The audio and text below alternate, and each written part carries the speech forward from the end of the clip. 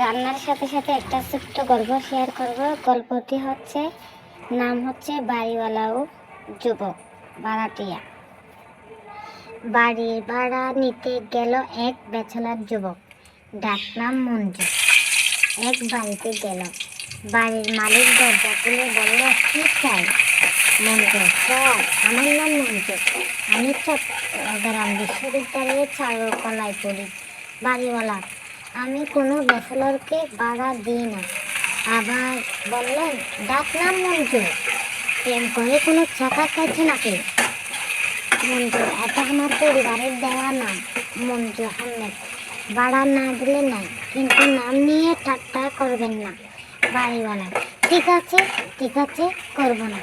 আমার তো যুবতী মেয়ে আছে, তুমি অবিবাহিত, তাই তোমাকে ঘর ভাড়া দেওয়া যা হবে না, এটাই মূল কথা। তাই তো আবার শুনলাম তুমি চারুকলা করো, দেশি সাগর কলা, বাংলা কলা, আনাচি কলা থাকতে তুমি চারুকলা পড়ালেখা করো। মঞ্জু, এবার আমি বুঝতে পেরেছি আপনি ভালো করে লেখাপড়াই শিখেননি। আপনার বাড়িতে ভাড়া থাকলে নিজের মান সম্মান ক্ষুদ্র হবে।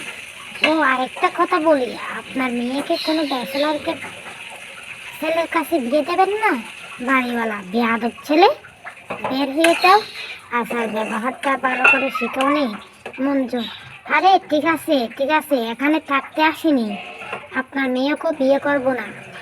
ওটা কেমন হলো জানাবেন, অবশ্যই লাইক শেয়ার কমেন্ট করবেন। গল্পের সাথে সাথে রান্নাটা কেমন হলো জানাবেন।